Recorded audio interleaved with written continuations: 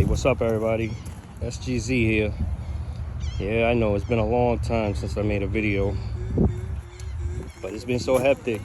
I had planned to do a video this weekend changing the tires because I bought some new tires to see if we can improve the handling of the Hawk Pro, but the in-laws came over, so I had to, entertain, be there, because I be doing a lot of stuff in the house, I be cooking, and they came over with laundry. So I did laundry. My mom and my mother-in-law and my wife's brother. I don't know what my brother-in-law, I don't know what you call him, but anyway, I did their laundry and shit. I made breakfast, I cooked. So anyway, so back to I was gonna put some new tires. If you check the YUME America Facebook page, I posted it on there. The new tires I bought.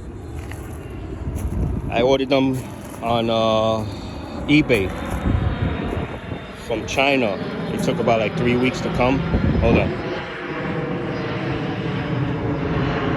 Now, for my fellow Hawk Pro owners, the tire size. Here go the tire size. In case y'all was wondering, 10 by 4.5 by 6. So the closest I found was 10 by 4 by 6. Now I believe that's gonna work because the size difference is 4.5 versus 4. So that 4.5 inches, that's the width. That's the width of the tire. So that tire is 4 inches. So it's only a 1/4 inch on this side, 1/4 inch on this side, smaller. And as far as, in case y'all wondering, as far as the split rim, would it sit with the new tire? Yes, it will, because I had changed the flat on this tire twice actually. And this rim here, this split rim, I had to compress it with a C-clamp. I mean, a lot for the screws to engage. So I believe most definitely I have to still compress it with that 4-inch tire, and it's gonna sit.